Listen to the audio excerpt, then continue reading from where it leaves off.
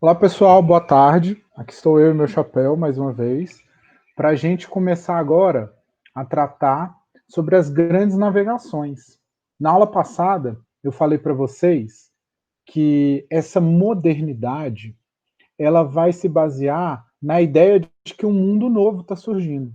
E esse mundo novo vai ser marcado por uma nova forma de fazer comércio, um novo crescimento das cidades, uma nova produção artística, uma nova forma de religiosidade e muito disso vai ser potencializado, vai ser aumentado, vai ser ampliado pelas grandes navegações, que vão criar redes de contato entre o mundo inteiro, levando à descoberta da América, que vai ser chamada de Novo Mundo, tá? Então hoje eu trouxe uma apresentação para fazer para vocês sobre as grandes navegações e eu vou aproveitar, vou contar para vocês sobre as minhas viagens para a África do Sul.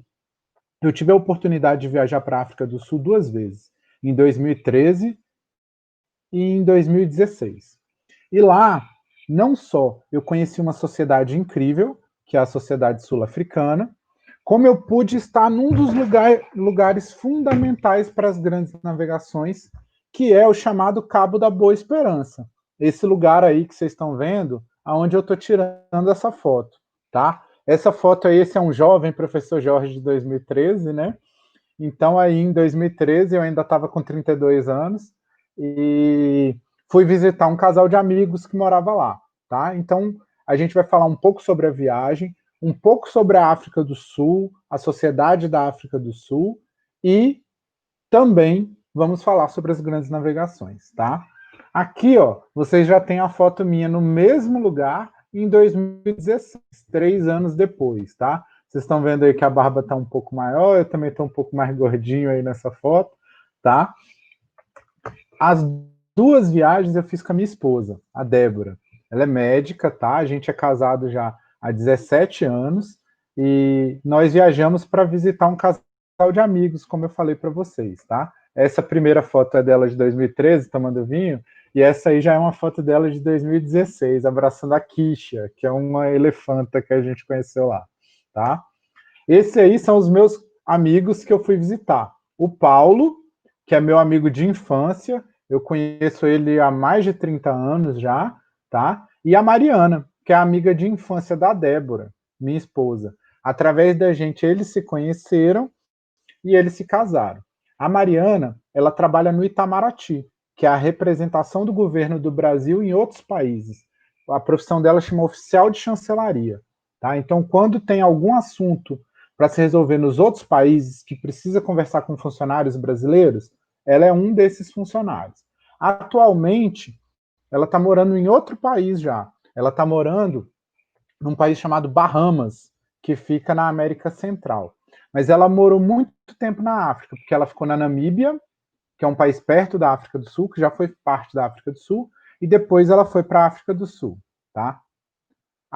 Além disso, na primeira viagem de 2013, foi com a gente também a Daphne. A Daphne é minha melhor amiga, ela fez faculdade de História comigo, ela é madrinha da minha filha mais velha, porque ela é amiga de infância da minha esposa e da Mariana. Então foi ela que me apresentou para minha esposa em 2003, no churrasco da faculdade, e hoje em dia ela é uma grande companheira de aventuras. Ela foi na primeira viagem, que é a de 2013. E na viagem de 2016 foi um casal de amigos meus, o Guilherme e a Daniela. O Guilherme fez faculdade de História comigo, é um grande amigo, e a Daniela, ela é formada em Psicologia, mas os dois trabalham no tribunal aqui do Distrito Federal, no TJDF, tá? Bom, como eu falei para vocês, a Mariana morou em 2 países na África. Quando eu fui em 2013, apesar da gente ter ido para a África do Sul, ela morava na Namíbia, que é essa setinha aí de cima, que, como eu disse, já foi parte da África do Sul. E, em 2016, ela foi trabalhar na África do Sul, que é a setinha de baixo, tá? Para vocês verem que quando a gente fala em África, o pessoal fala em África como se a África fosse um lugar só. E vocês estão vendo aí que tem dezenas de países na África, tá? A África do Sul é a maior economia da África e um país muito importante para o mundo inteiro, por várias referências, tá? Uma das coisas que as pessoas costumam saber sobre a África do Sul é a questão do apartheid, que foi um período muito triste da África do Sul e da história do mundo, né, de modo geral, porque nesse período, apartheid significa separação. E foi um período que os brancos colonizadores, herdeiros dos europeus que dominaram a África, dividiram, separaram totalmente as populações de acordo com a cor da pele. Os brancos podiam ter as terras, os melhores empregos, as melhores casas, e enquanto as pessoas negras, as pessoas mestiças, ou mesmo as pessoas orientais e de outras etnias, elas eram segregadas. Elas só podiam morar em certos lugares, elas só podiam usar certos meios de transporte. Esse mapa aí, por exemplo, que vocês estão vendo, ele está falando sobre a distribuição da terra na África do Sul, depois do apartheid. Para vocês terem uma ideia, tudo que está em amarelo só podia pertencer aos brancos, que são as melhores terras do país, mesmo os brancos sendo a grande minoria da população, tá? E outra coisa interessante é que, apesar desse apartheid ser feito entre brancos e negros, principalmente, os negros se subdividem em vários grupos na África do Sul. Para vocês terem uma ideia, na África do Sul se falam 13 línguas oficiais. Enquanto no Brasil a gente tem uma língua oficial, na África do Sul tem 13. Tá? O inglês é uma delas, o afrikaner, que é uma língua que é uma mistura de holandês com a língua dos africanos, é uma segunda língua, e você tem várias línguas de grupos de populações que habitam a África do Sul. Então você vai ter sul-africanos que não vão falar, ah, eu sou negro, eles vão falar, ah, eu sou Zulu, ah, eu sou de acordo com o nome do grupo tribal ao qual a etnia dele está ligado, tá? Bom, durante esse período do apartheid, tudo era separado. Não se permitia que os brancos e negros estudassem junto, ou trabalhassem junto, ou tivessem as mesmas oportunidades na vida.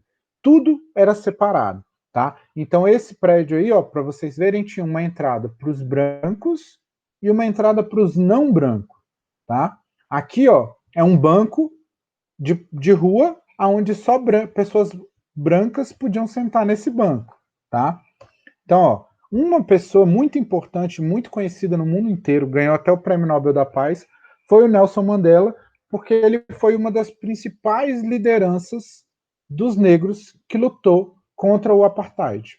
E por isso, ele ficou preso durante durante boa parte da vida dele, né? Ele ficou preso por 27 anos por lutar por direitos iguais pelos negros, tá? Mesmo com a prisão, o Nelson Mandela não deixou de estar na luta, porque ele virou um símbolo dessa luta, ao ponto de que outros países do mundo começaram a parar de comprar produtos da África do Sul, enquanto a África do Sul não acabasse com o apartheid. Essa aí é uma cela de uma prisão onde o Nelson Mandela ficou preso, em Robben Island, onde tinha uma área de mineração com calcário que fazia muito mal para a saúde dos presos, tá? Eu pude visitar essa ilha lá, e essa cela aí foi onde ele ficou preso os últimos anos que ele passou na cadeia, tá? Em 1994, o regime do apartheid acabou e o então presidente da África do Sul, que é esse branco aí da esquerda, o Leclerc, que ganhou o Prêmio Nobel da Paz junto com o Nelson Mandela, ele libertou o Nelson Mandela da cadeia, o que permitiu que o Nelson Mandela concorresse a presidente. E aí ele foi eleito o primeiro presidente negro da África do Sul. A partir daí, com o fim do apartheid, muita coisa mudou na África do Sul. Hoje em dia, não tem mais essa separação. Ainda existem muitos problemas na África do Sul. Assim como acontece no Brasil, por exemplo, a maioria das pessoas desempregadas são negras, a maioria das pessoas com os menores salários são negras, mas a mudança já começou. E o Nelson Mandela foi fundamental nesse processo de mudança. Se vocês quiserem saber um pouco mais sobre ele, tem um filme muito legal chamado Invictus, de um diretor chamado Clint Eastwood, que é de 2009. Esse filme, ele trata de um episódio real que aconteceu em 1995, quando teve a Copa do Mundo de Rugby na África do Sul. E o rugby era o principal esporte dos brancos. Por isso, os negros, que tinham agora direitos iguais ao dos brancos, num primeiro momento, eles não quiseram aceitar o rugby como um esporte do país. Só que o Nelson Mandela, a ideia dele era criar um sentimento de união. E o filme mostra como ele usou esse campeonato mundial de rugby para unir brancos e negros num sentimento de nós somos a África do Sul. Ele falou uma coisa muito bonita na época que ele virou presidente, quando ele disse assim: se nós continuarmos odiando os brancos, a África do Sul vai ser destruída. E não vai ter África do Sul nem para os brancos, nem para os negros. Agora, a gente tem que perdoar, mas a gente não pode esquecer, porque se a gente esquecer, vai acontecer de novo. E aí, a partir disso, a África do Sul começou a dar passos no sentido de se transformar, deixar de ser um país baseado na segregação do apartheid. Bom, como eu falei para vocês, lá nessa viagem, eu tive a oportunidade de ir ao Cabo da Boa Esperança e eu tive a oportunidade também de ir a um museu chamado Museu Bartolomeu Dias, que é um dos navegadores portugueses principais das grandes navegações.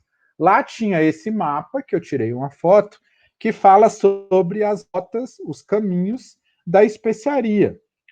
As especiarias estavam na Índia, que ficavam no Oriente. Por isso, os portugueses resolveram, para poder chegar lá, dar a volta na África. Ué, professor, mas por que eles não iam pelo mar Mediterrâneo que ficava em cima? Porque desde o fim do Império Bizantino, os europeus estavam proibidos de navegar naquela direção pelo mar Mediterrâneo, que era controlado pelo Império Otomano. Então, eles começaram a dar a volta pelo outro lado. É claro que eles não sabiam ainda que o mundo tinha esse formato que a gente está vendo no mapa. Foi através dessas grandes navegações que eles puderam descobrir isso. Esse aí é uma réplica do navio que o Bartolomeu Dias utilizou para dar a volta no Cabo da Boa Esperança. Esse Cabo da Boa Esperança era chamado de Cabo das Tormentas, porque vários navios afundaram lá. E o Bartolomeu Dias foi o primeiro navegador que conseguiu passar lá com esse naviozinho aí. Logo depois que ele passou, ele acabou retornando, tá? Mas ele ainda iria passar por lá mais uma vez, que eu vou falar para vocês mais um pouco. Então, essa réplica foi feita por Portugal para comemorar os 500 anos das grandes navegações. Na época, por exemplo, Portugal mandou um navio parecido com os que chegaram ao Brasil, aqui para o Brasil também, durante as comemorações dos 500 anos da chegada dos portugueses. Esse aí, que está lá na África do Sul, foi enviado pelos portugueses e navegou. É claro que ele tem algumas melhorias para ter o conforto da tripulação, mas ele fez a mesma viagem que o Bartolomeu Dias fez, tá? Aí vocês têm várias fotografias aí da parte do convés do navio, né? Para vocês terem uma ideia das dimensões dele. Ele não é muito grande, tá? E aqui é a escada que desce para a parte interna do navio. Aqui são as acomodações da tripulação, já tem uma cozinha com fogão, caminha. Então, assim, nessa parte interna ele é melhor do que o original, tá? Aqui tem lá no museu algumas réplicas das roupas que o pessoal usava na época. E aqui já tem um mapa aproximado de como eles vão começar a acreditar que o mundo é. Vocês podem ver que eles já estão percebendo aqui, ó, a volta da África, mas eles acreditavam que a África se esticava até chegar na Índia. Eles não tinham noção que tinha América ou que tinha Antártida lá no sul. Esse mundo está sendo descoberto, galera. Pensa que eles ficavam só aqui pelo mar Mediterrâneo. O mundo deles era o mar Mediterrâneo. E agora eles estão descobrindo que o mundo era muito maior do que eles pensavam. Essa aí é a placa que fica no lugar no Cabo da Boa Esperança. Aqui está a Mariana e a Débora, minha esposa, vindo aqui atrás, tá? Que é o ponto mais a sudoeste, tá, do continente africano. E é próximo desse lugar, aqui para o mar, que o Bartolomeu Dias atravessou.